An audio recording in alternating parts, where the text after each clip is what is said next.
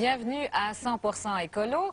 Aujourd'hui, on se penche sur les produits que l'on utilise dans notre quotidien, aussi bien les produits d'entretien ménager que les produits de soins corporels. On verra qu'il existe des produits moins dommageables pour l'environnement. Mais d'abord, bonjour Emmanuel. Bonjour Chantal. Emmanuel, on veut toujours des maisons toujours plus propres, bien sûr, mais on s'aperçoit qu'on utilise des produits bourrés de produits chimiques qui ont quand même un impact important. Effectivement, un impact sur notre santé, sur l'environnement. Est-ce que nos cuisines, nos salles de bain sont de véritables laboratoires? Je me suis posé la question. Mais sans virer fou, on peut se faire quand même un avis éclairé. Alors, je suis allée rencontrer des personnes qui nous donnent de bons conseils. On écoute. Les produits d'entretien que l'on utilise dans nos maisons ont un impact direct sur la qualité de l'air que nous respirons. Les produits d'entretien sont tous faits à base de produits chimiques.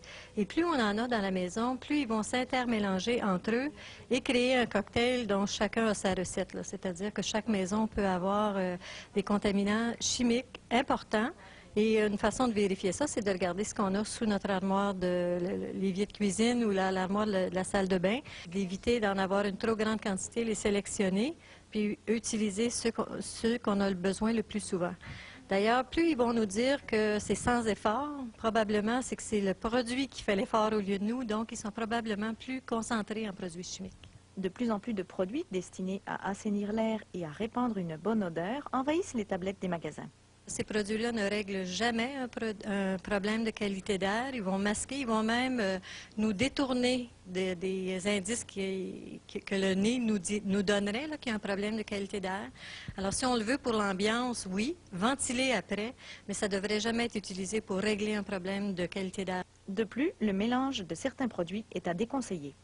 On ne devrait jamais mélanger des produits qui ont de l'ammoniac et du chlore, jamais ces produits-là, et ne jamais mélanger des produits qui nous sont proposés déjà tout prêts, sous prétexte qu'ils seraient meilleurs si on en met plus. C'est très dangereux. Il y a des intoxications sévères tous les ans là-dessus. Les gens se ramassent à l'hôpital, ils perdent connaissance.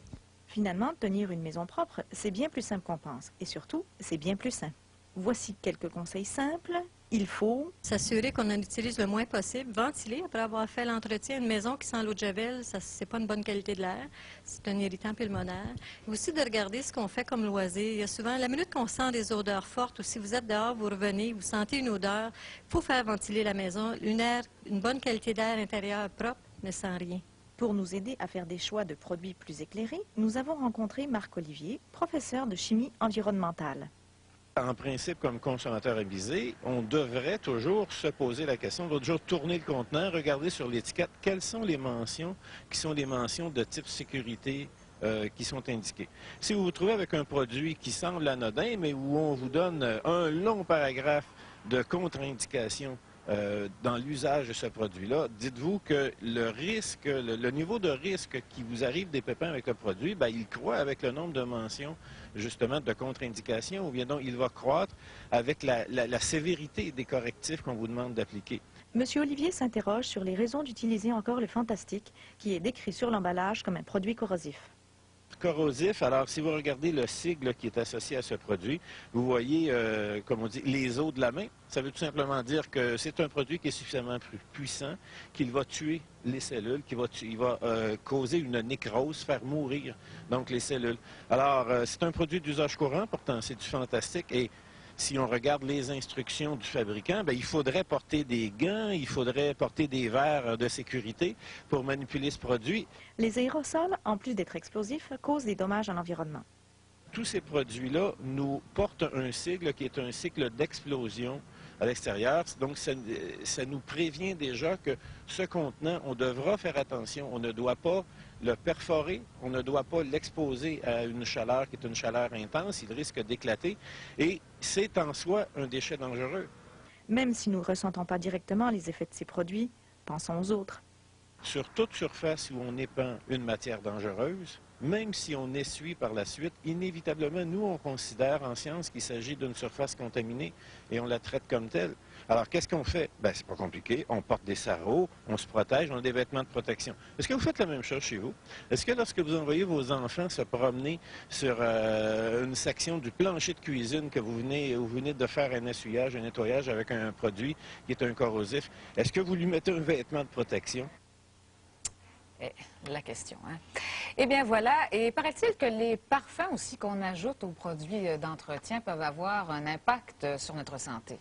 Oui, on l'a vu un petit peu dans le reportage. Il y a des produits qui sont à saveur d'orange, à odeur orange. Oui. Ce sont des parfums qui ont vraiment aussi un impact sur notre santé, qui peuvent créer finalement des dysfonctionnements hormonaux chez nous, chez les animaux qui habitent dans nos maisons.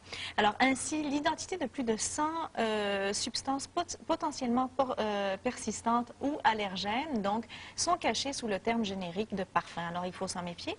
Enfin, un mot pour terminer, simplement sur les teintures pour les cheveux qu'on utilise.